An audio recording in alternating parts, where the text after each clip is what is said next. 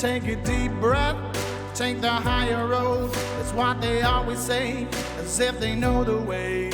They won't take it from me. But don't ever doubt yourself, 'cause life ain't just a dream. You make your own, so kick and scream. The people will act with a never-ending force. You never had the chance, so what you waiting for? The day has come, my friend, 'cause this is war. It's time and this is war.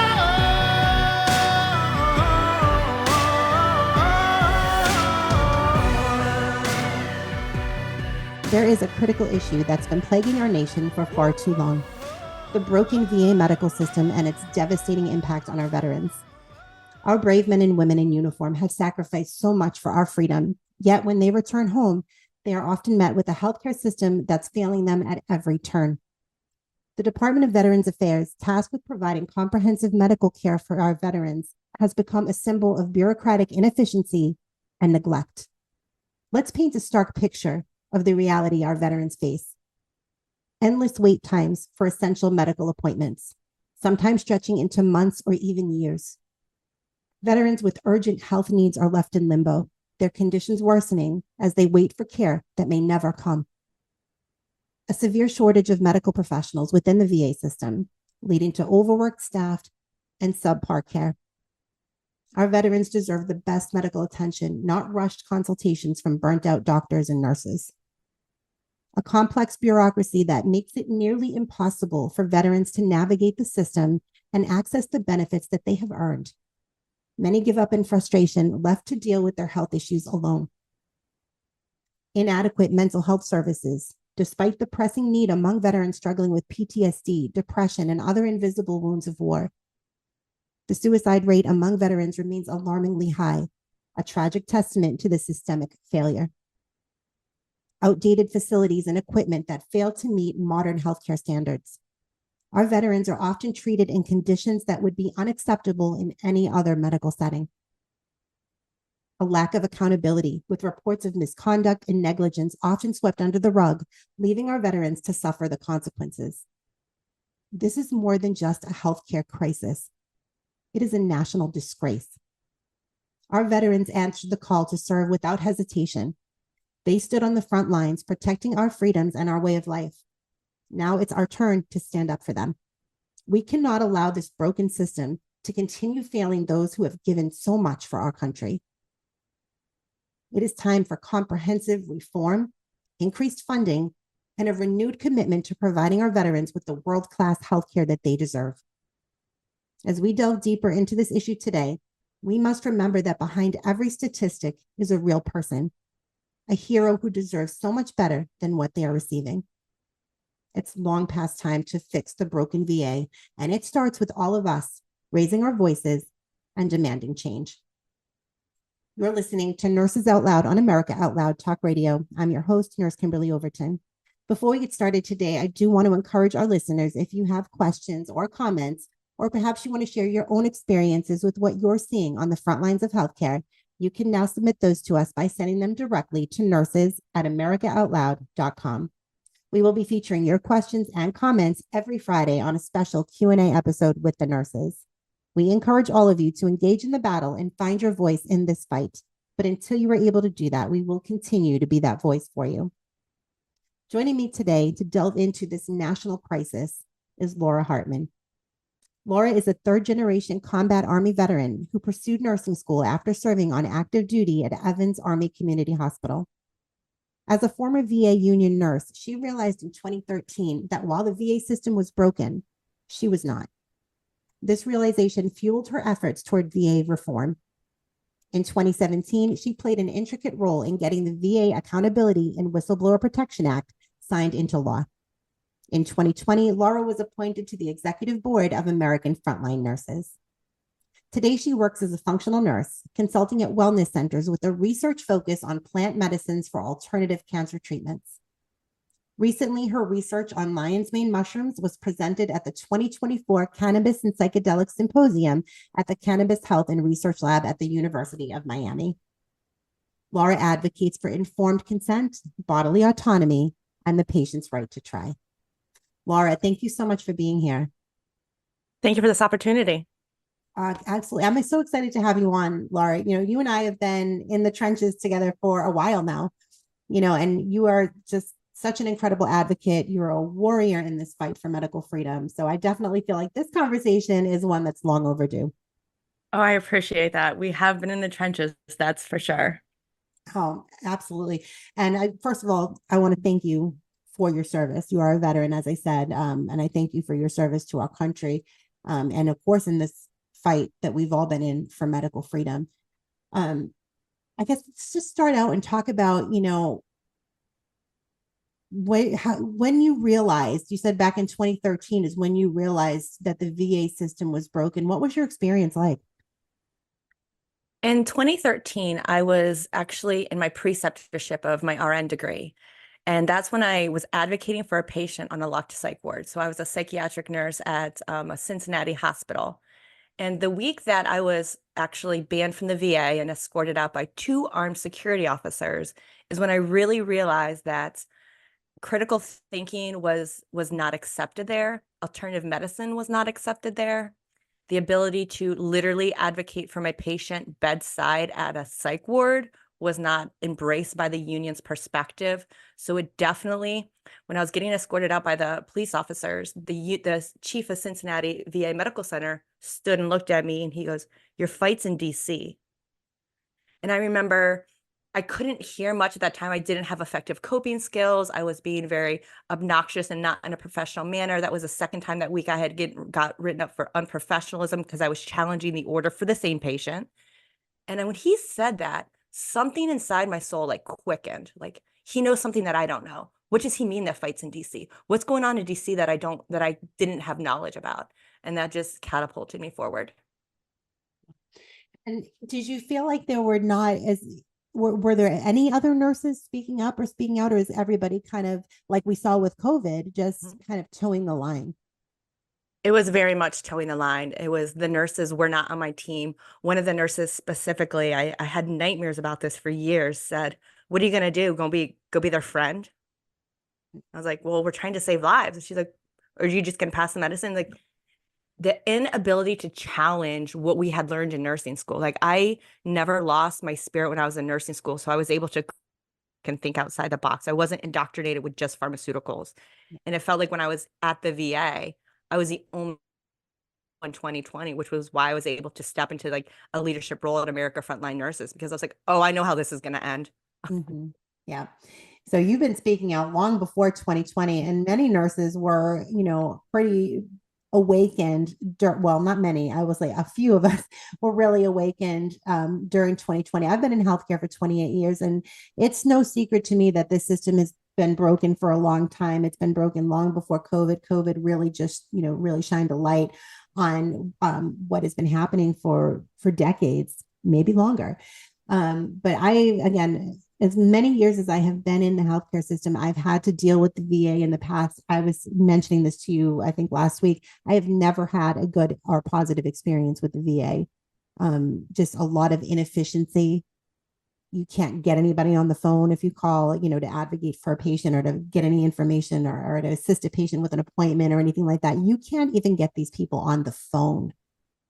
It was very challenging. So when I reflect back during the COVID era and advocating for patients inside the hospital, it was being able to leverage the technology that we had to bypass the problems. So what that looked like was a family member reaching out to America Frontline Nurses and FaceTiming us, or having their Apple Pods in their ears, and we're giving them words to say or questions to ask or challenging the order in real time. So because the bureaucracy is so heavy and it was very heavy handed, and the VA had this perception, in my lived experience, the VA had this perception when it came to remdesivir that we follow the orders, we follow the ANA, we follow the CDC, we follow the FDA. So then when you're trying to use technology to challenge, it's like, it felt like they were pinning us against the wall. It was even more challenging, and we had the tools, but it was such deep, heavy oversight that it was extremely challenging. It felt like I was watching patients being murdered remote. Yeah. Yeah, and we saw that all across the country as remdesivir was made the number one treatment for COVID across the country, despite the fact that if we go back and look at the Ebola trials of 2008, that 53% of those study participants died. How does that medication, they considered it unethical then to treat those patients, but then it becomes the number one treatment for COVID? How do we get here?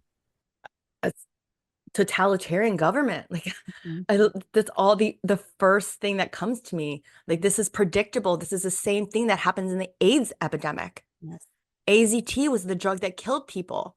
So when we started challenging remdesivir, literally history is repeating itself. The virus and AZT was killing people, not the HIV virus. Just like Right. in 2020, remdesivir is killing the patients, not the virus that was created by gain of function. It's literally Exactly. history repeats itself.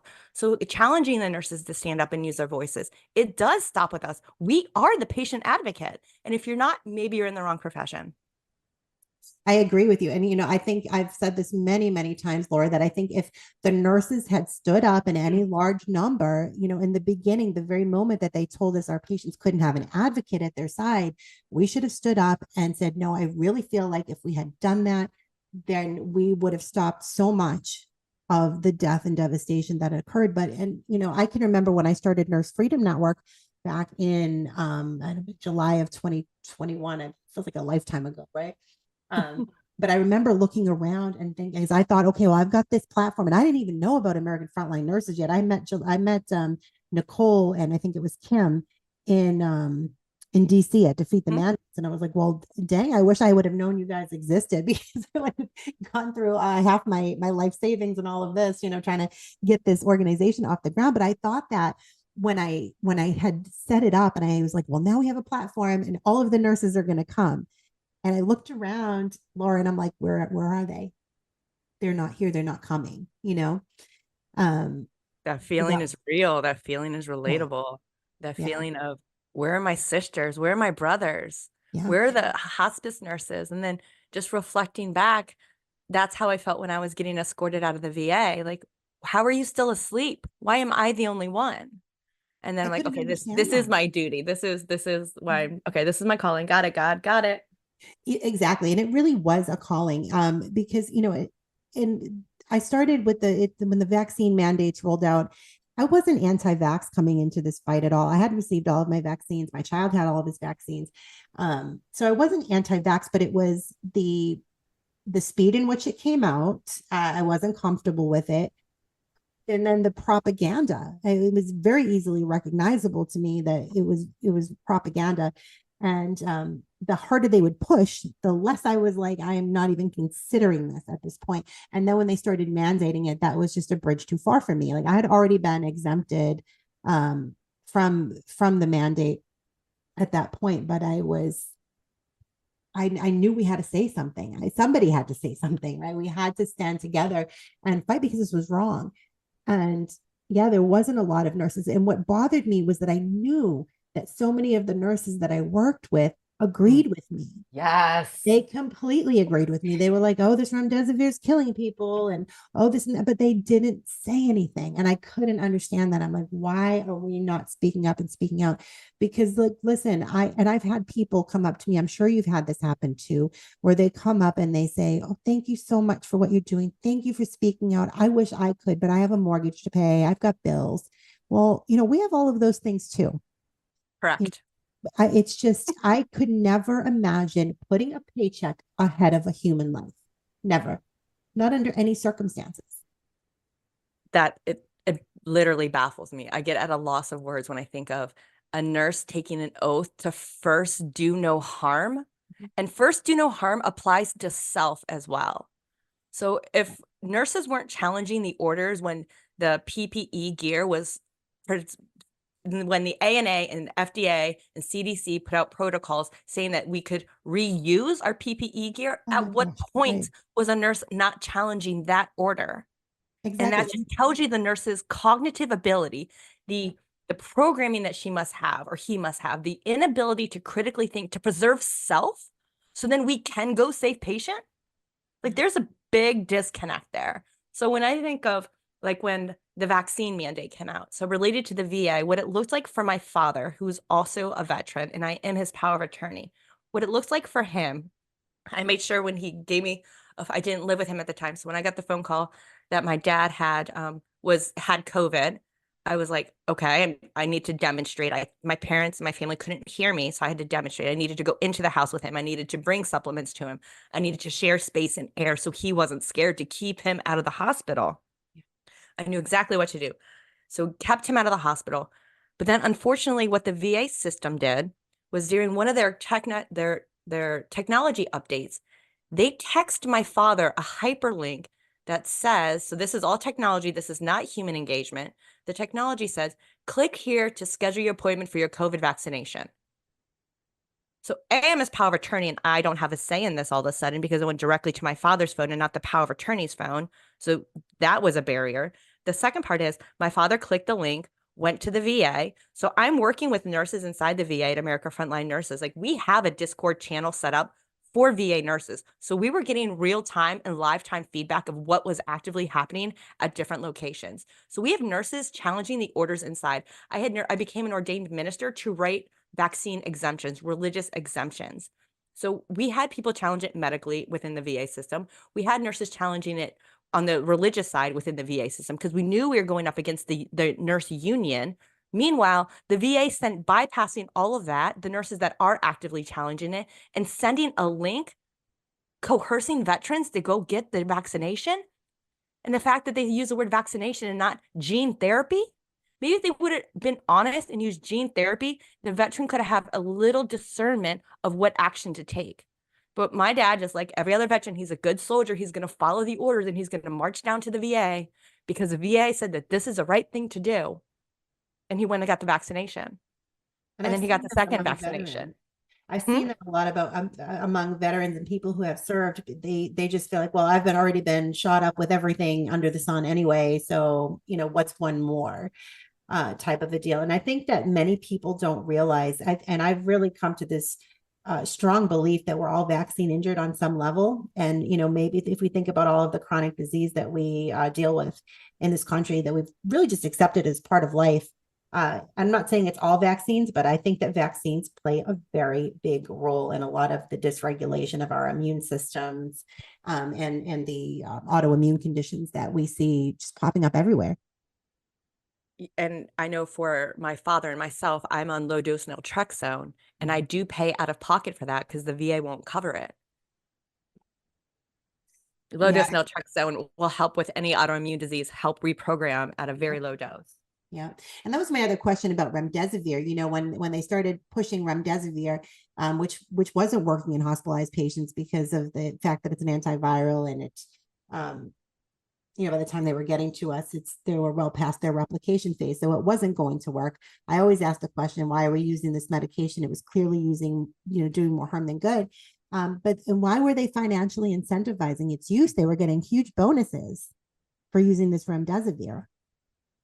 It baffles me. And I know that when I think of the VA and them hanging remdesivir, veterans are receiving this poison, taxpayer funded, ordered by government. And at which part is government in healthcare? Just because you have insurance does not mean you have healthcare. Just because you go to the VA, that is not healthcare. Oh, exactly right. But I see this happening over and over again. And when they ushered in like the Affordable Care Act, people were like, oh, I have health coverage. And I'm like, you don't have coverage, you have a card. That's what you have. But you don't have any actual coverage, you don't have any actual health care. You have whatever the government wants you to have. And that comes with the blind trust of the government. And I always just think of a bigger perspective. What is the proper role of government in this? Is there a role? Should government be? So I consulted a direct primary care office. That's direct primary care. So that's, hey, you can take out an insurance company out of direct primary care. We can get to root cause. We can treat vaccine injury. We can detox from the vaccination. We can help reverse gene therapy. We have the technology. We have the knowledge, but the veterans don't. Unless they pay out of pocket or they know about it. Some of them don't even know they have an option to leave the VA.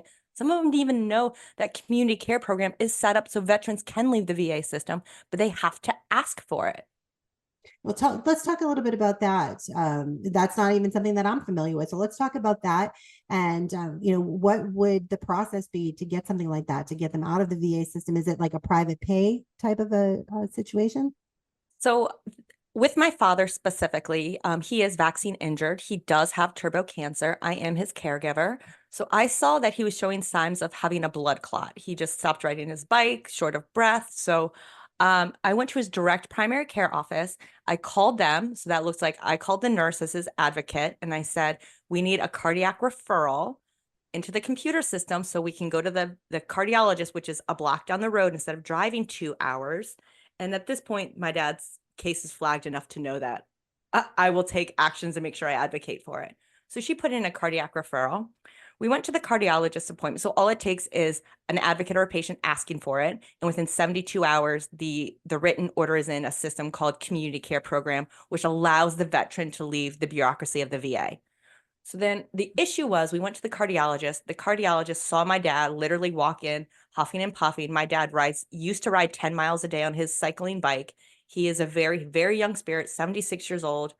So the cardiologist made a medical decision that he failed a stress test just by what I had shared and what she observed with her medical information. So she said that she's not ordering a stress test, that she's going right to surgery. What is the next available surgery date? So that was a Monday, and we actually had that surgery that Thursday. The problem was when I went back to the VA, and I called the direct primary care office. No, I called the community care department. I apologize. And I advocated and said, the union order says you have to first get referrals to the cardiologist, then you have to fail a stress test. And after patient fails the stress test, then they'll put in the catheterization referral. Protocol medicine. Right. However, when the doctor bypasses one of the steps, they like short circuits everyone at the VA. They don't know what to do. Yeah. Meanwhile, my dad's life is being compromised. So I continued to advocate, and I said, so I called the community care office and said, we're not going for a stress test. We're going right to surgery. So the community care they're just admin. They don't have medical knowledge. So they put that into the computer system. Then the RN from the cardiologist department at Bay Pines Hospital calls my dad. Again, I'm his power of attorney. So I called my dad. My dad's like, you need to call my daughter. She told my dad it costs too much to go for catheterization versus bypassing a stress test and saving his life. So she calls me, bless her heart, right?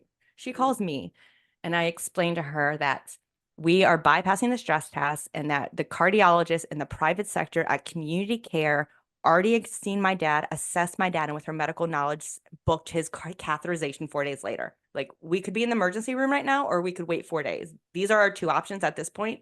Make one of those happen. And she resisted so much that she was trying to flex her not again. I can draw compassion. She's union nurse. She only knows what she knows. She only knows policy. She doesn't know how to bypass policy. She can't critically, or she's choosing not to critically think. So it looks like I had to go to Congressman Greg Stubbe's office, file an office of an IG report, inspector general report. I had to file a complaint against her license because she called the cardiologist appointment and canceled his catheterization. And this is in the state of Florida, correct? Correct. She's practicing out of scope in the state of Florida. Wow. An RN from the VA hospital canceled a catheterization because he didn't have a stress test. So when congressman got involved, the congressman's office has an entire VA department to hold the VA accountable, because my dad's case is not the only case. So the problem is we're trying to leave the VA system. There's an avenue set up, and you can go to vamissionact.com and get more information. So that's where I got the information to get my dad out of the system. But the VA has set up barrier after barrier after barrier to make it challenging, and veterans are dying.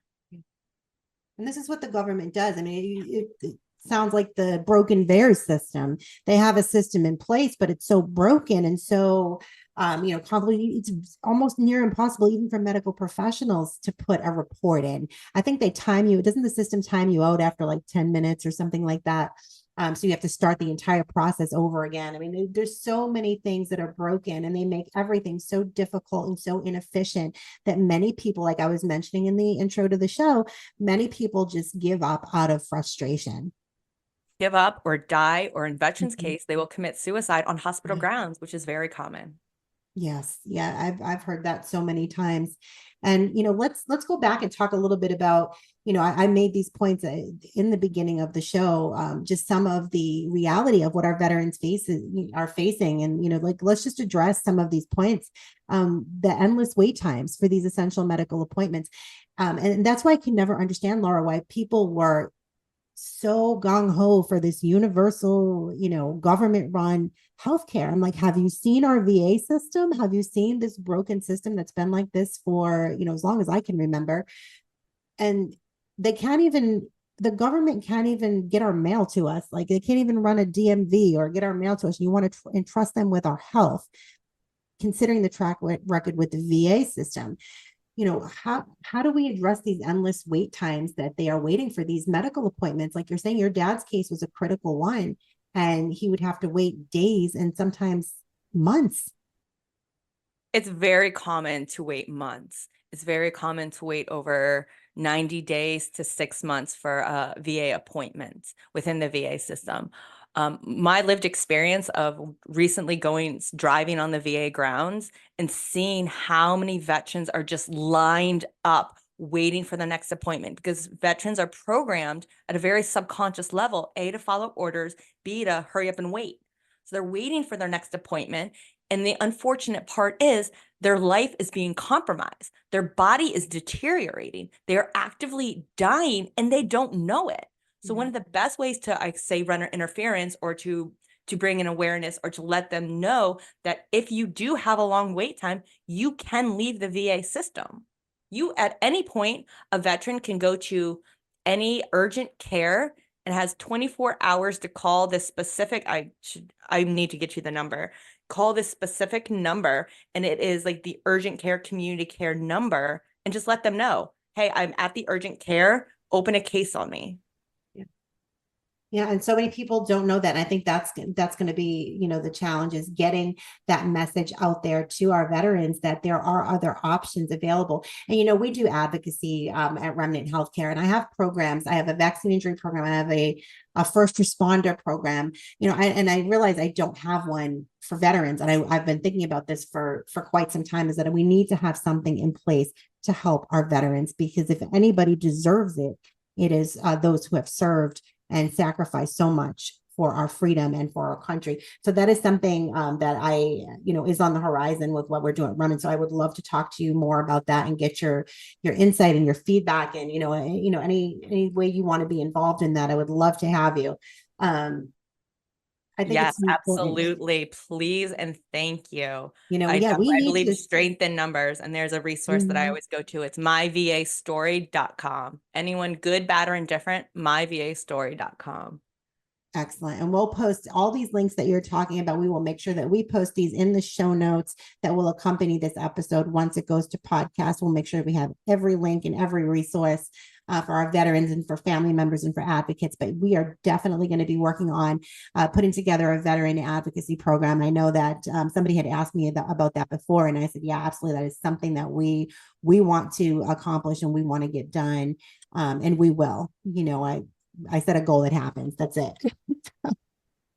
We're going to make it happen. And I know exactly who to go to, and that is Laura Hartman. We're going to take a really quick break before we come back and dig deeper into this national crisis. America Out Loud Talk Radio plays on the iHeartRadio network. You can also listen on our media player from any web browser anywhere in the world. We have the best in-class apps available on Apple, Android, or Alexa 24/7. Great talk radio. All of our shows go to podcast the following day. You can hear them on apps such as Spotify, Stitcher, Pandora, iHeart Podcasts, and many more. Be sure to subscribe and rate the show on Apple Podcasts for me. Don't forget to check out our online store at americaoutloud.shop, where you can find all of the products that we represent on our network at a discounted rate. I'll catch you on the other side of this break. Stay with us. It's time, and this is what Cardiovascular disease is the leading cause of death and disability. Today's high-stress, on-the-go lifestyle makes it hard to stay heart healthy. Lifestyle changes like exercise and diet are critical, but you can also support your heart with concentrated nutrients. Healthy Cell created Heart and Vascular Health to support 3 aspects of heart health: cholesterol, blood pressure, and triglycerides, with CoQ10, vitamin K2, resveratrol, and soluble fiber. And Healthy Cell's not a pill. It's a patent-pending gel you swallow with ultra-absorption of science-backed ingredients. You would need to take 13 pills to get the same amount of nutrients in each gel pack. And these great-tasting gels come in a small packet. Tear off the top, shoot it down, or mix it in water.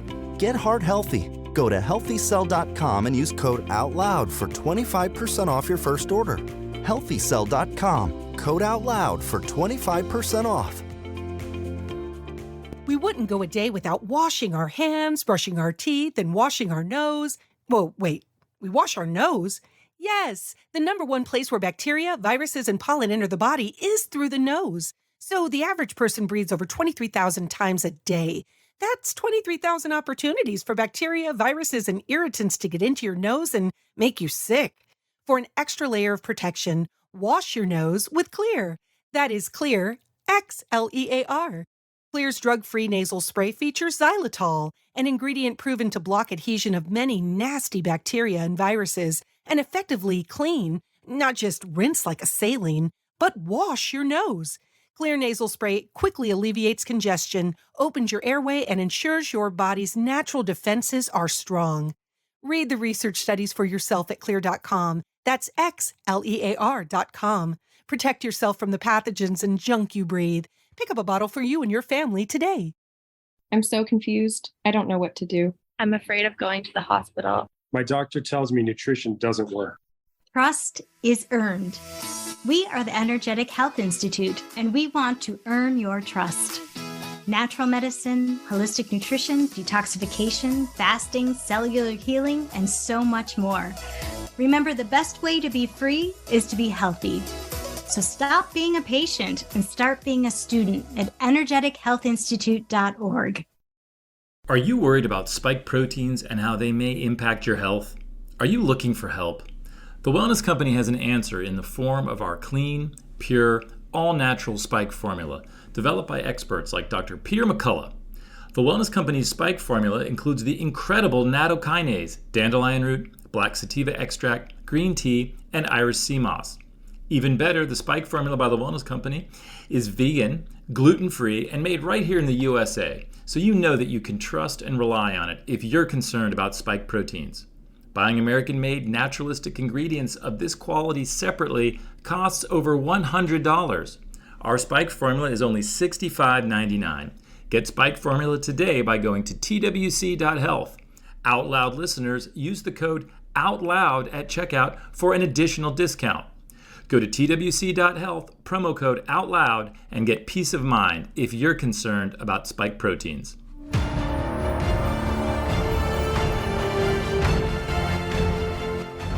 Many voices, one freedom, united in the First Amendment.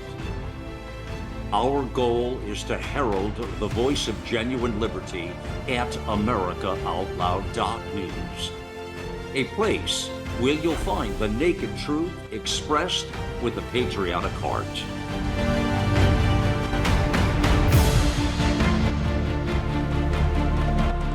Now is our time, my fellow Americans. America Out Loud Talk Radio.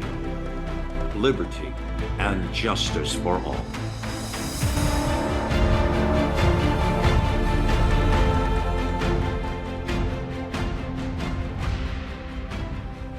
Lean, pure, with premium ingredients. Global Healing's Pure Plant Protein offers 20 grams of protein per scoop, and it's the perfect way to maintain and build lean muscle while indulging yourself.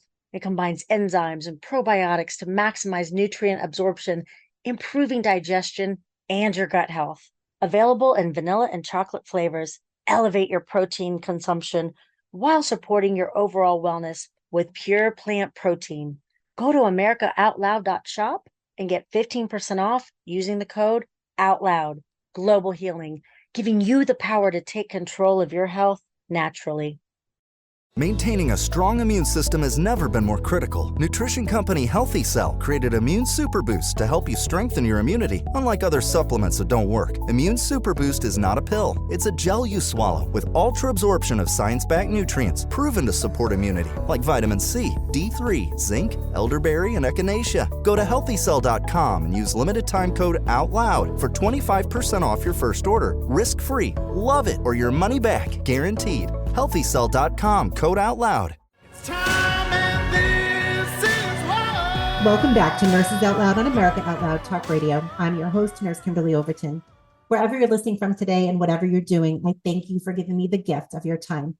Be sure to make AmericaOutloud.news your daily stop for all the latest news and happenings. We all must do our part and share the stories, the articles, the podcasts, and videos so we can help secure America's future.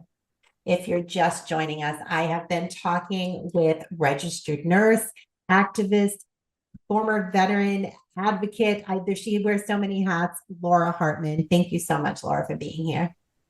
Thank you so much for having me. And I actually abandoned my nursing license. So just for transparency. That's right. You know what? Let's talk about that real quick before we segue into where I was going next with that. Let's talk about what led you to abandon your nursing license, because that's a pretty incredible story.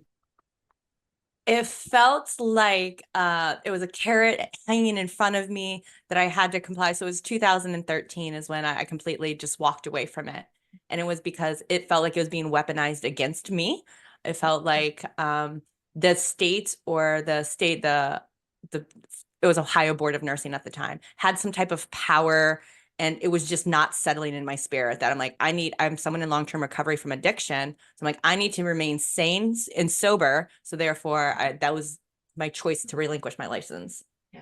I've thought about that many times because I have no real plans on ever using it again in the mainstream system.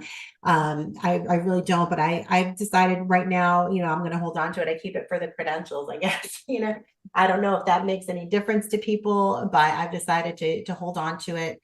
But I'm sure eventually I'm going to let it go and probably protest of this broken system. And I don't answer. And I say, I've said this for years, that I answer to a much higher authority than the ANA, any Board of Nursing, the CDC, the FDA, or any of it. So the license doesn't mean a damn thing to me. It's definitely a personal choice. I advocated very loudly during 2020 so nurses could keep their license and didn't have to go through what I went through. But I definitely see both sides of it and respect people that walk away and protest. Oh, absolutely. Absolutely. I can, I think it's whatever your level of comfort is in that. But let's talk about, we talked briefly about this, the accountability, or that there's no accountability. Things are swept under the rug. Nobody is held accountable. And our veterans are suffering the consequences. And so many nurses, as we said earlier, are not stepping up. They're not speaking out and they're not advocating for their patients, but some did. Let's look at, my incredible sister nurse in Christ and warrior, Jody O'Malley, who was my show host here on Nurses Out Loud. Look what Jody O'Malley did when she stood up, and she was working at, she's an HHS, she's a federal nurse whistleblower. Let's talk about that. You know Jody well. I do. I remember immediately hearing her story and I was like, yes, this is mirroring the experience. Like, I wish I had these tools at the time. In 2013, I wish I had my phone to record in real time. I wish I had an outlet to go to, like Project Veritas. Like so much of my healing came from witnessing her using technology to be useful to help impact humanity, society, and just the strength that pours through that woman is just profound and very, very healing when we connected. Yeah, exactly. I felt the exact same way when I connected with Jody. I finally connected with her. She had been reaching out to me for some time, and I get so many messages on social media. When I finally realized who she was, and I was very familiar with her story, and we talked, and it was almost like an instantaneous connection.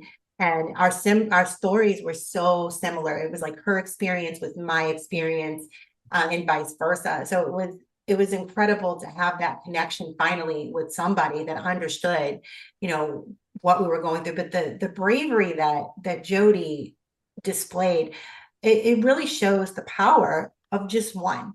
And I say this often in my, I know you've heard my speech that I've given before, you know, we were at all one time just one nurse, but we are all coming together. And it shows the power of what one nurse's voice can do. And impacting a federal bureaucracy. It takes one story, it takes one person, it takes one willing to show and disrupt what's currently happening, because as you said, there is no accountability. The oversight that happens at the VA is, in my lived experience, is under it's socialistic medicine that the union nurses are just programmed to follow. And Jody exploited that, and she showed like, hey, you guys, this is happening. Yeah. And they didn't fire Jody. They didn't have her working, but Jody was paid her base salary for, I think, well over a year, correct? That's what I recall. And I recall because that's union protection, and that's the ability to speak out and not be fired. And there's so many nurses that were in our channel at the time across the state of the VA that were challenging it. And they're like, well, I'm scared to be put on leave. And I'm like, this is your soul's journey of where you make your decision next, what's going to happen to you, because every choice has a consequence, and those consequences you have to live with. Right. And think about the moral injury. You want to talk about moral injury for a few minutes? We can certainly touch on that. But the moral injury for these nurses who knew better, didn't say anything. When I think of moral injury, the betrayal of watching your brother be murdered remote, and the helplessness that consumes you, you don't forget. That catalyst, that is what leans me into change. I am not someone you can back me in a corner, but I'm third generation enlisted. Like, we're the warriors, we're the fighters, we're the ones in the trenches, we're the ones that put us in, we're gonna get scrappy because we discern, because we can see a different perspective. And there's so many that, just like I said, they didn't step up. I wonder what they are feeling and thinking now. And I think a lot of people didn't really, like you said earlier, they don't always have the ability to think outside of the box. A lot of them just kind of follow along. They don't feel like they're educated enough potentially to ask questions or to question a doctor's order. And they just follow along thinking, well, the doctor knows best.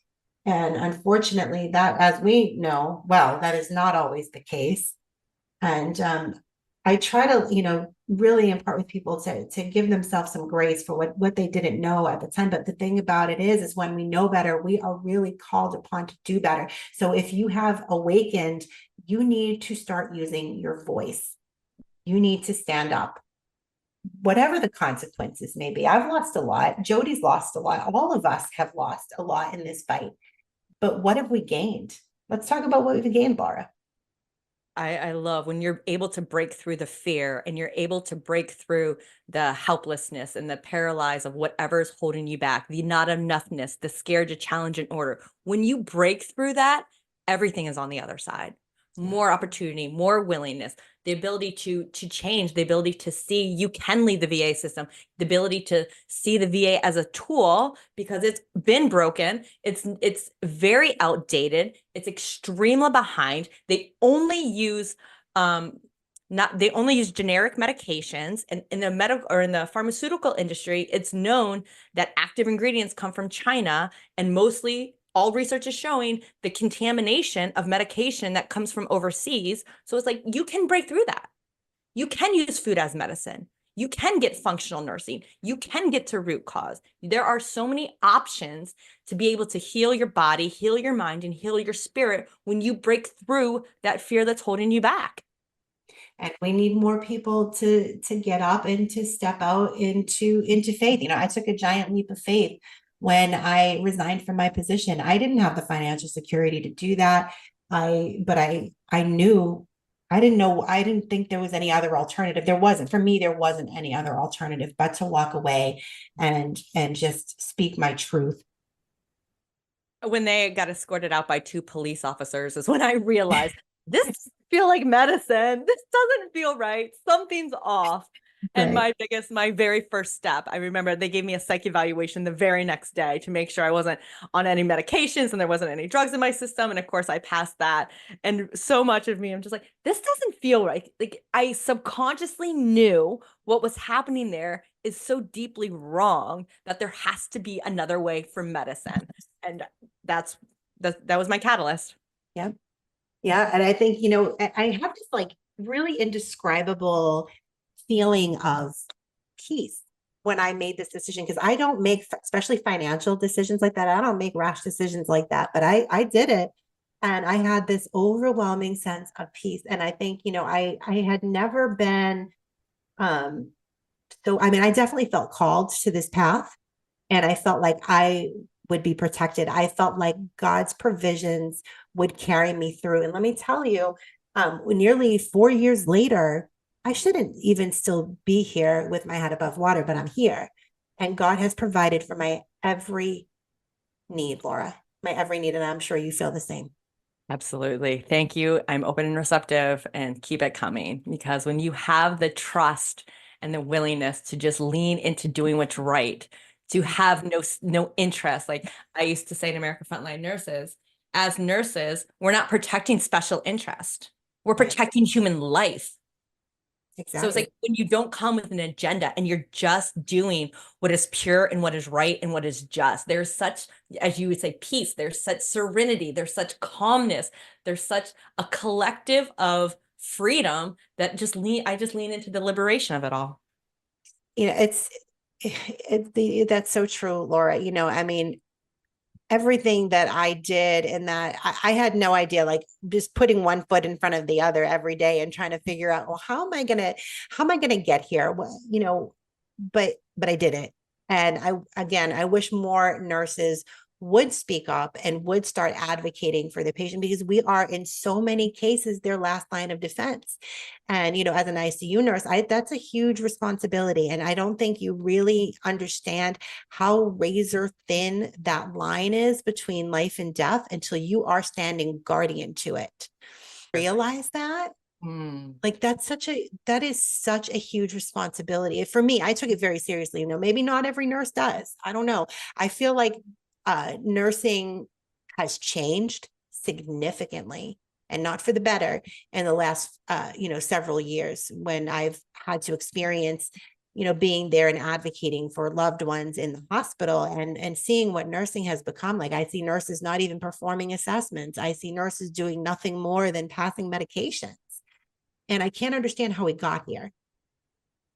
I would love to do an entire hour on human life and what does because when you're an ICU nurse, or I look back on my lived experience of surviving what happened in Iraq and coming back and seeing what happens in medical hospitals, and then witnessing the murders remote during 2020, and just how you and I and so many other warrior nurses have a different perspective of human life.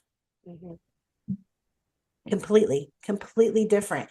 And yeah, and we're gonna have to have either back on for another hour, or let's do a webinar, so we're gonna do something. I mean, because gosh, there's so much that we could really dig into.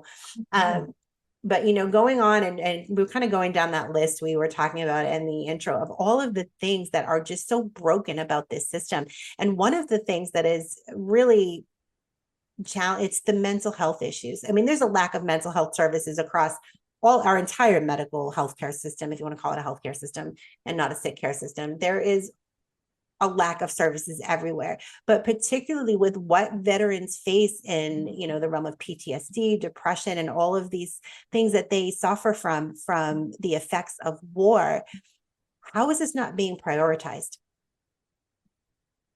I'm paralyzed when I hear this, because so many veterans look to the VA as a solution instead of looking to community as a solution, instead of looking towards the business as a solution, or looking towards the education structure as a solution. They look towards the government because that's what they're programmed to do. And our government is failing our veterans. Our VA system is failing our veterans, specifically around mental health, specifically around the over medication that is happening for our veterans is betrayal. I 100% agree with you there. And that, I mean, that's just not the veteran, that's across everything, you know, they always go straight to the prescription pad and never look anywhere else for any other solution. I'm very solution oriented. I know you are as well. So what are some solutions when we're trying to walk away from this broken VA system? Because we know it's broken, and much like the regular sick care system that I always like to say, like, let it burn to the ground, but we've got to be building something alongside of it that is going to be sustainable and going to really truly focus on patient care and delivering compassionate care to our veterans and to everybody. But, you know, what are some solutions that you see moving forward? My go-to is always grow gardens and educate the children. Yes. But the reality of the VA system that we're currently operating in, it's there is a private sector VA or a private sector veterans healthcare called Home Base, and they're stationed out of Boston's homebase.org. And that is one that specifically addresses mental health, and they partner with local universities.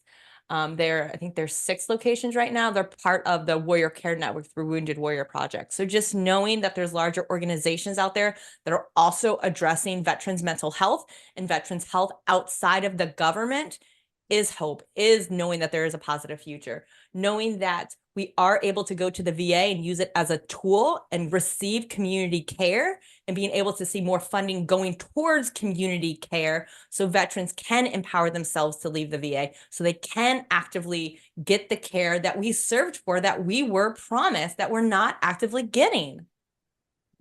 I think it's really about breaking that cycle of dependency on the VA and breaking the cycle of indoctrination, because as you said earlier, we're just also indoctrinated to think that everything is so complex and the government is here to take care of us. And I think many of us realize that that is not the case at all. I want the government completely out of my life, completely out of my life. I don't want to they make us take Medicare. I don't want Medicare when I'm 60. I don't care if I've earned it or not. I do not want the government in my life, period. But I can't imagine what it's like for these veterans who have, as you said, they were promised this medical care. They were promised all of these things, and the government is not delivering. And it really is, the onus is upon all of us to stand up and say, this is not acceptable. And to, just to say, what, we're done here. And what can we do as a society to help our veterans receive the care that they so deserve? One reason I respect you is not only saying that, but also providing the opportunity, because in the medical freedom movement, I have not seen anyone addressing the broken VA system or the VA system or any government hospital.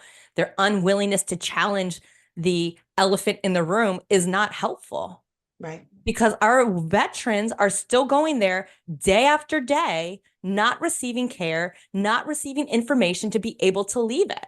So I appreciate this opportunity so much, because wherever I can get in front of an audience and be able to talk about VA reform and solutions that are actively available right now, it's needed. Absolutely. And you always have a platform. If whatever platform I have, you have a voice on it. You are always welcome.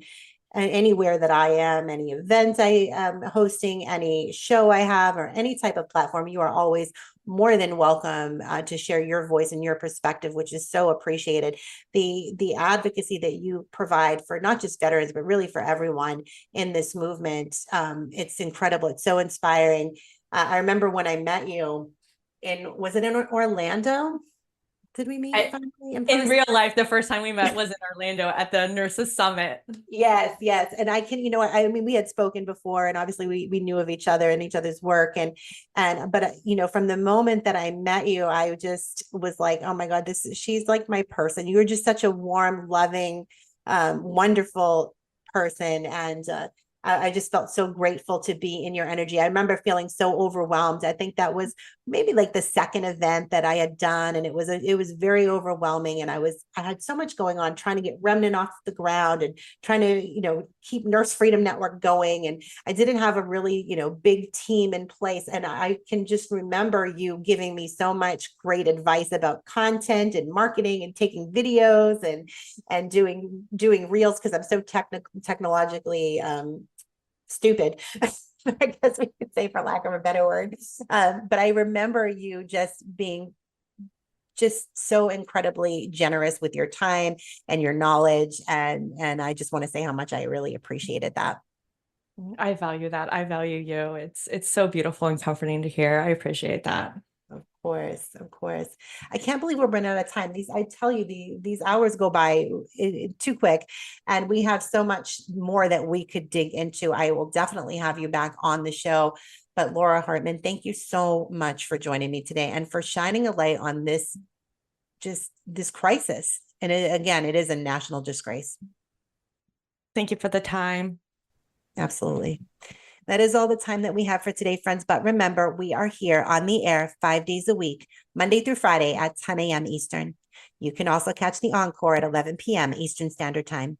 Please be sure to tune in and listen to myself and my amazing sister nurses. As we walk you through all of these hot topics, we will empower you with information and education. We will advocate and we will stand in the gap for you because we are nurses and this is what we do.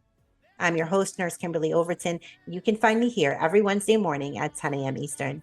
Until next time, be safe, be well, and God bless. Remember that we are in a war for truth. We are putting out a bounty on the real misinformation and exposing the purveyors of propaganda. No topic is off limits as we shine our lights and expose the darkness. It's time